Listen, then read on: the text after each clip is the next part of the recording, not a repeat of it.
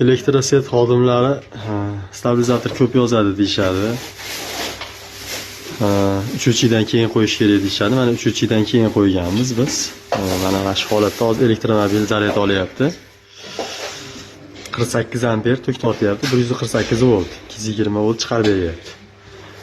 Asosiy tokimiz kelyapti. Bundan 3 ga kirib, 3dan keyin stabilizatorga ketyapti. Mana hozir sizlarga qancha tortayotganini ko'rsatamiz.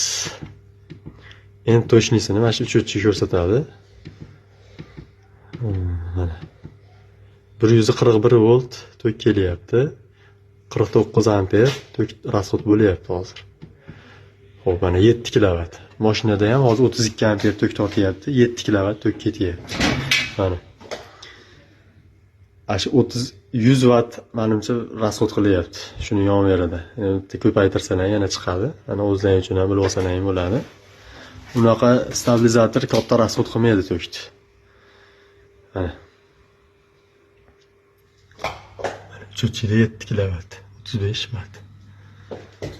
Mashinada 32 amper tok tortyapti.